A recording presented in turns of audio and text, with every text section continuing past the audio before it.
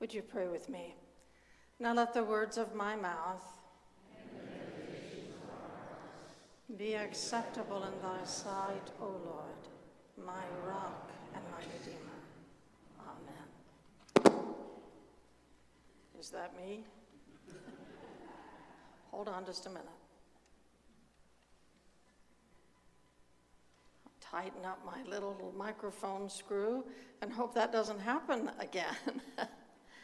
Welcome to the last message in this series based on a little book by Adam Hamilton called Enough, Discovering Joy Through Simplicity and Generosity. This is our fourth week talking about the themes that are in this book. And just as a reminder, I will remind you we started by talking about two disorders of the heart that afflict many people in our culture.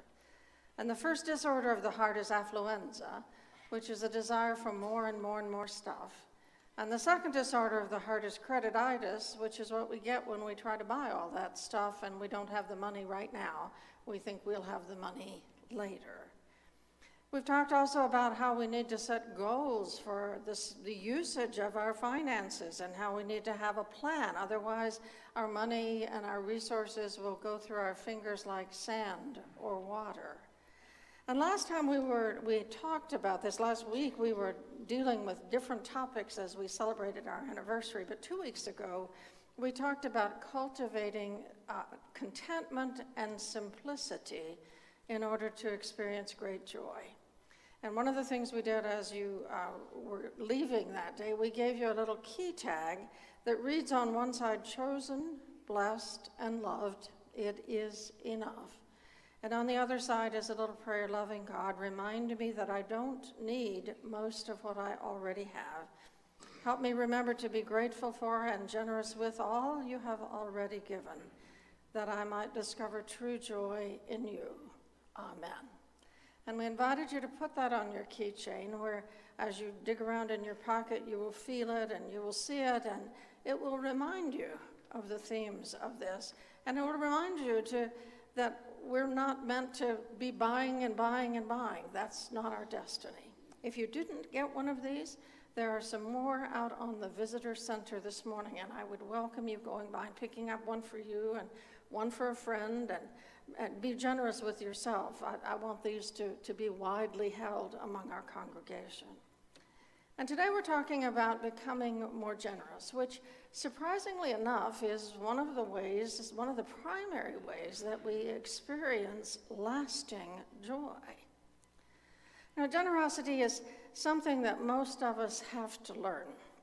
And if don't think that it's a learned skill, think about a 2-year-old with a bowl of goldfish crackers. Let's say that's that favorite snack of that 2-year-old. And think about that little game that we sometimes play to test their generosity. I don't know why we do this, but I've done it. I've seen many other people do it. So the 2-year-old's walking around happily eating the goldfish crackers, and you look at the goldfish crackers and you say to the 2-year-old, man, that looks so good. I love goldfish crackers, and I'm so hungry. And the little 2-year-olds, every now and again, you run across one that just look at you, and especially if they love you, if they're a grandchild or a great-grandchild, or if they're part of the church, they'll just reach in with their grubby little hand and get some goldfish crackers and hand them to you, and then you are obliged to eat them, whether it's healthy for you to do that or not. And it probably is not healthy for you to do that. But most 2-year-olds will have a different response. They'll kind of hug the bowl, and they'll maybe turn away a little bit, and maybe they'll even say something like, mine. It's one of the first words that they learn, isn't it? They learn ma, pa, and then they learn mine. You can see that they really want to please you, especially if they're kids that you know. You see the interior struggle that goes on. They want to do what you want them to do.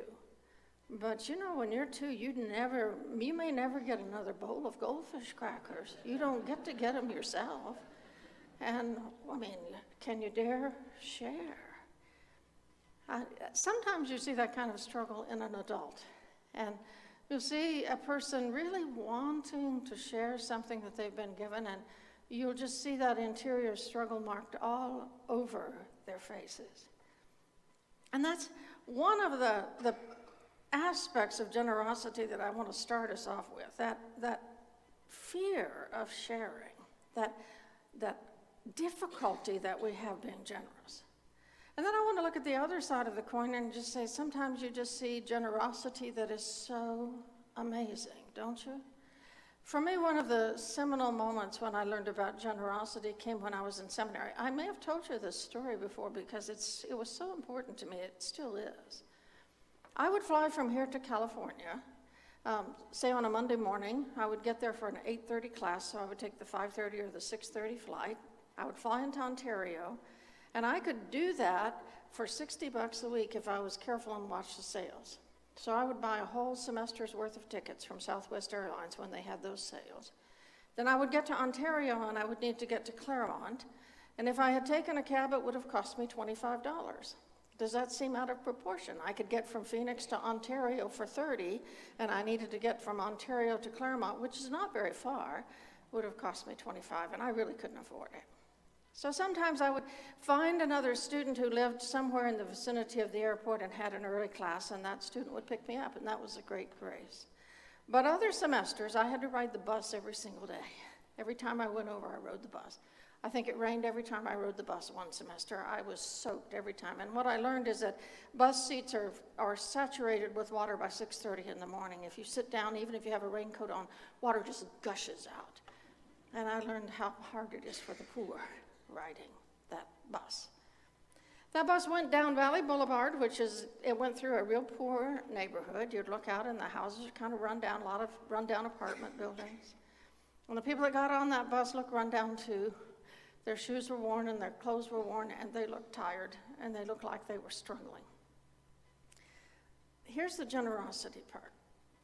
With some frequency, somebody would step onto that bus and pull out all the change from their pockets. This was back when there was still that little cone thing on the bus, and you would drop all those coins into it, and it would count them up, and then it would show the driver how much was still owed. And they would pull everything out of their pockets and drop it into that cone, and the driver would say, well, you still owe 35 cents. And the person already knew they didn't have another 35 cents. So when this first happened, I said, well, why didn't they count before they got on the bus? And the truth is they probably didn't have another dime anywhere in the house, but they needed to go to work. And so then they would just turn to the bus like this, and they would hold their hands out like that.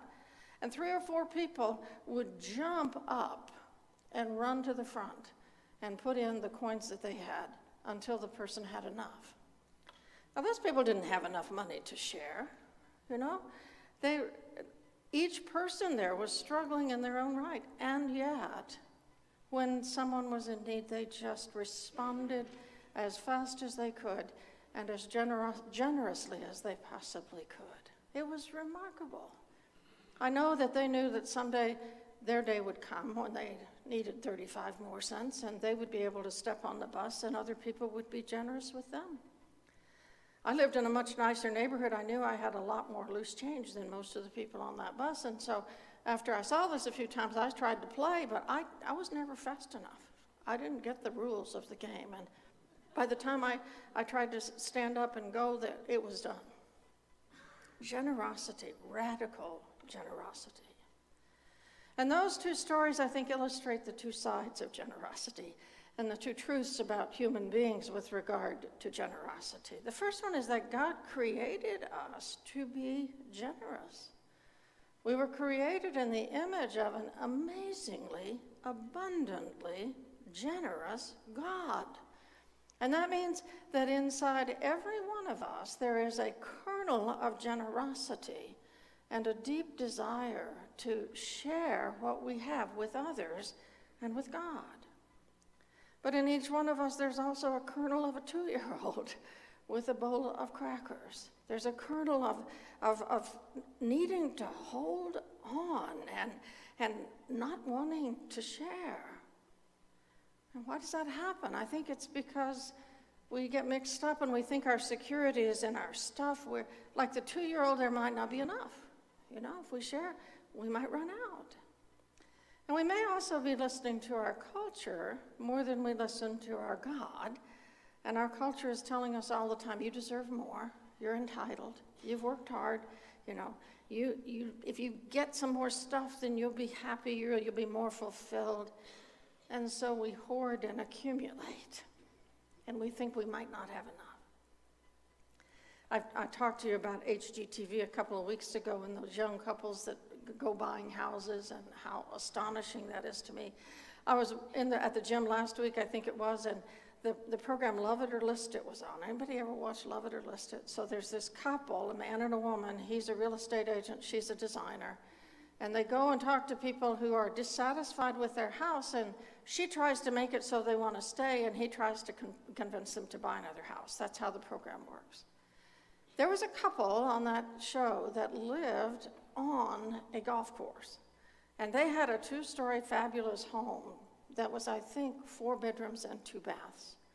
But they had decided that was not enough. They had 3 children, so they now needed 5 bedrooms and 4 bathrooms. And so the man was trying to find them a home, and he found them a number of homes with incredible square footage. And they would go in and they would look and they would say, well, the kitchen isn't quite big enough. And then they would say, well, it's not on a golf course. It has to be on a golf course. And it has to be in our neighborhood. And it has to have 5 bedrooms. And it has to have 4 bathrooms. And I watched that and my head blew up. There's just something about that, isn't there? That is so not who we are meant to be. That's a deeply spiritual matter. Our destiny is so different from that. We follow Jesus. And our destiny is to become more and more like Jesus in every day and every way for the whole of our lives. If you don't believe me, look at 2 Corinthians chapter 3, starting at the 17th verse. Now the Lord is the Spirit, and where the Spirit of the Lord is, there is freedom.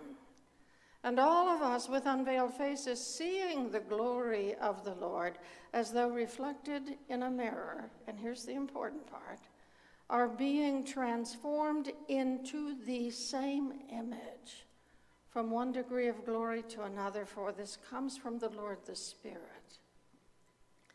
Day by day, we are to become more like Jesus. And when you think about it in terms of possessions and money and whether there's enough, do you remember the day when someone came to Jesus and said, I want to follow you? And Jesus looked at him and he says, foxes have dens and birds have nests. I have no place to lay my head. And I don't know whether that person followed him or not. But the call to follow him was clearly not to have a 5-bedroom, 4-bath home. It was to be willing to be like him. He shared so much more than a bowl of goldfish crackers, didn't he? He shared his entire life. He poured out his life in an act of extravagant generosity. And by doing that, he set us free from everything that would separate us from God. And our destiny as his followers is not to hang on. It is to let go. It is to freely share what we have and what we are, and to do that not because we're supposed to, not because somebody's shaking the finger at us, but because we want to, in gratitude for all we have been given. Because we know as we mature in faith that our security is not in our Wells Fargo account, it is in him. The truth is we have to practice generosity. And one of the places that we practice is in our giving back to God through the church. You know, the earliest worship in the Old Testament didn't look quite like this. Often it was out in the middle of nowhere. And there wasn't a gathering for a polite little sermon and a song and a prayer. Often it was a matter of people in gratitude to God building an altar out in the middle of nowhere and offering to God the very best of what they had in thanksgiving for what God had done for them. I think it was easier when it was stuff than when it's money. You know, you can think about when you're looking at your crop of lambs, they would pick the very best lamb and they would offer it in sacrifice, cut it into pieces and lay it on the altar and burn it. And the way they thought of that was the smoke from that offering would rise up into the very nostrils of God, and it would be pleasing to God. The best that they had. Now, God didn't need that smoke, and he didn't need them to do that, and later that practice changed. But God was delighted, was pleased, because they were expressing their love for God and their faith in God and their desire to please God. That's what worship looked like. It was about offering. It wasn't about coming to receive. It was about giving back from the get-go. And the amount that began to be brought back was called a tithe. A tithe has a technical meaning. Some people say tithe and they just mean whatever I give to the church. But the word tithe actually means 1/10 of everything that God has given to you. A tenth, 10%. And the earliest recorded giving of a tithe was Abram, in that story with all those hard names. Thank you, Bill, for being willing to read that story with all those hard names in it. What happened was God helped Abram to defeat his enemies, and in gratitude, Abram brought an offering, and what he brought was 1/10 of all the plunder from that battle. So you defeat your enemy in battle and you take a lot of stuff, and Abram brought 1/10 of that and offered it to God. And later on, when Jacob had a vision of a ladder going up to heaven and angels going up and down, he woke up feeling so blessed, so close to God. And in gratitude, he built an altar right there. And he said, "You're going to be my God, and I'm going to bring to you 1/10 of everything." So that's the standard. That's the standard for giving. And it really still is. It's never been set aside.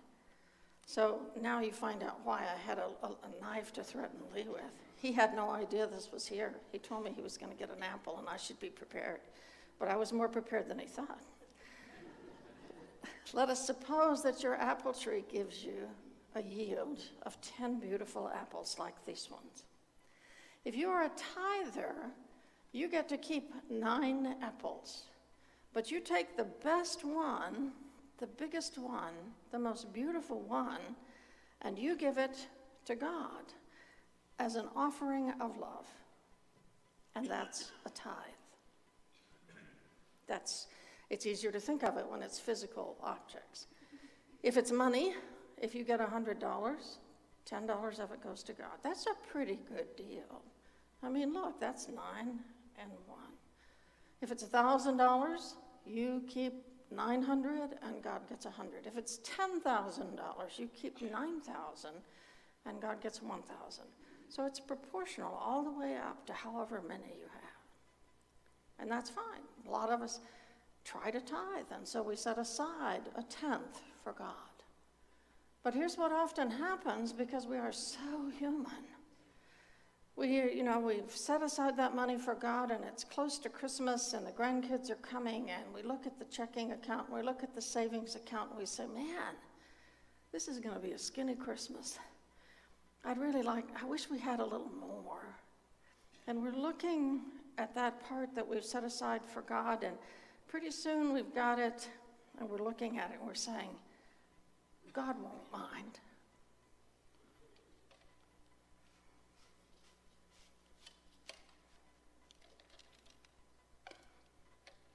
And that's fine. And then a little bit later, the tire blows out on the way to the doctor, and we look at the checking account, and there's just not enough in there to replace the tires. And we don't want to run up a credit card bill. God won't mind.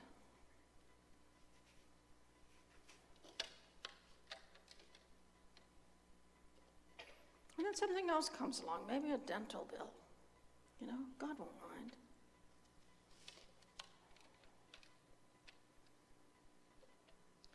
And pretty soon it's kind of like this. And we offer it to God. And we have taken back that much. It happens to me, it happens to everybody. It's just hard to hold on to this idea of giving God a full 1/10 of everything, and that should come first, and that should be held to.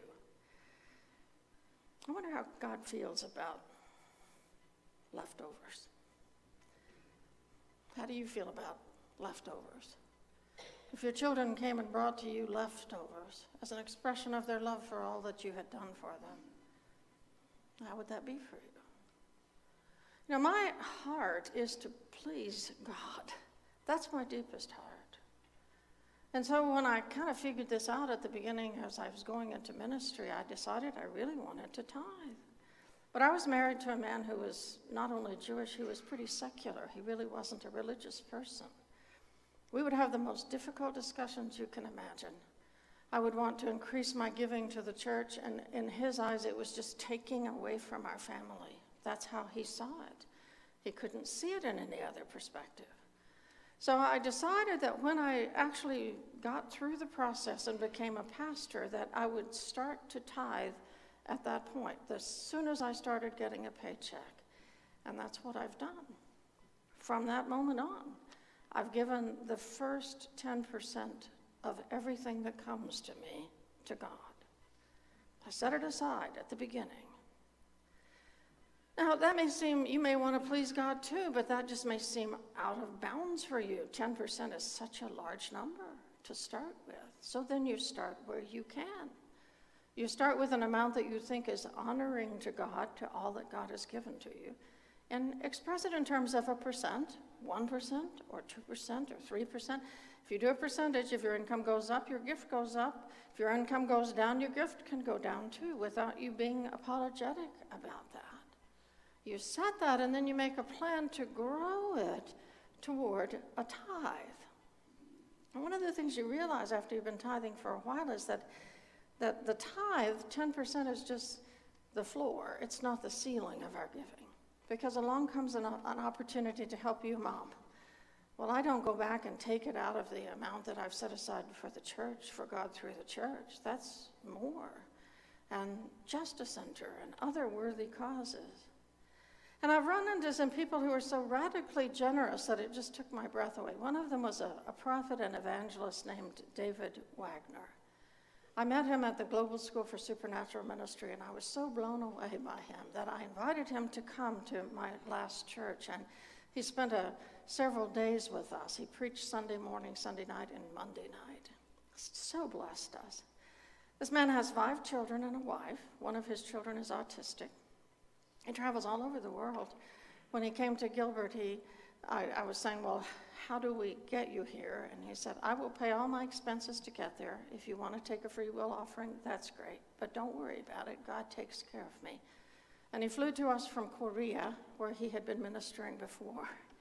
And he came and he just blessed our congregation. And then talking with him as I would take him back and forth, he began to talk to me about how his family had decided that they love God so much, instead of giving God 10% and living on 90%, they were trying to get to a point where they would give God 90% and live on 10. They've been working on that for a couple of years. And at that moment, they were giving God between 70 and 80% of their income and living on the remainder. And he was confident that they would be able to reach the goal of living on just 10% of their income. And I was just astounded, because the truth is the fruit of his life and the fruit of his ministry was so visible. He touched people so deeply. One of the first people that went up to be prayed for with him was subsequently, immediately, became a pastor. Another young woman who went up and was prayed for by him is on her way to becoming a doctor, because of the encounter that they had with that man and his ability to see what God had for them, and to help them understand what God had for them. I'm not there yet. I may never get to that place of being able to live like that. But I see why they want to do that. That 2 Corinthians, it's actually 2 Corinthians, the reading for today, chapter 9, verses 6 through 8. The one who sows sparingly will also reap sparingly, and the one who sows bountifully will also reap bountifully. If you listen to a TV evangelist, they will make that into a formula. You give God a lot, God will give you a lot. You know, you can count on it. You see what God has given me, and it looks pretty real when they say that, because they're living pretty good, and you say, I guess that works. But we Methodists look at that a little differently. We don't give to get. We give because we're grateful. We give because we love God and we want to please God. And we know that there's no guarantee when we give. The sun shines, the Bible tells us the rain comes on the just and the unjust. The sun shines on the just and the unjust. It's not predictable. But the truth is, when we give generously, when we do things God's way, when we open our hearts and our lives and our pocketbooks, blessings do come.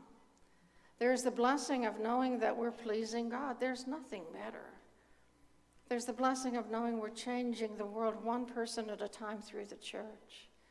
There's the blessing of being in right relationship with the only one who can really keep us safe and secure no matter what happens to us. This is Consecration Sunday, when we, in a moment, we'll give you an opportunity to turn in your commitment cards. If we know that you're part of this church and you consider it home, you got a letter from us this week. If you're new here, then just bear with us. Just enjoy the music in a minute and don't feel like you have to do anything about this. But if we know that you call this church home, you got a letter, and in it you got a commitment card. We send that out for two reasons. One is that it's helpful to our spiritual lives to make a commitment of what we are going to give to God. It's like stepping on the scales at Weight Watchers. We just make the commitment and make it public to another person, the treasurer here. The other is it's helpful to the church to plan so that your finance team isn't just shooting in the dark as they try to guess what's going to come in.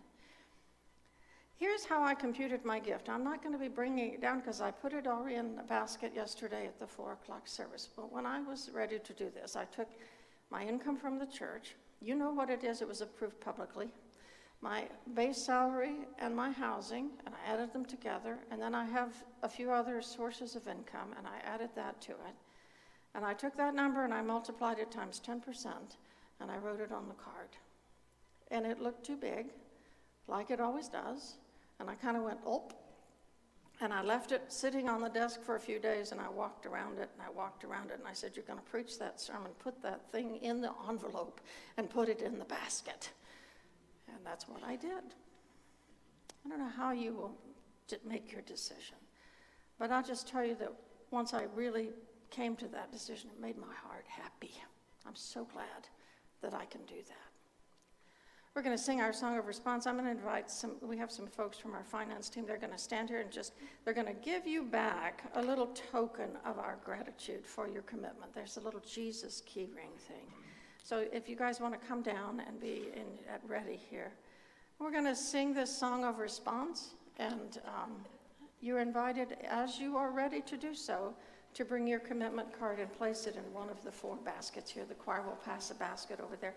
And if you prefer to stay in your seat, the ushers will be in the aisles to bring a basket to you. Let us sing our song of response.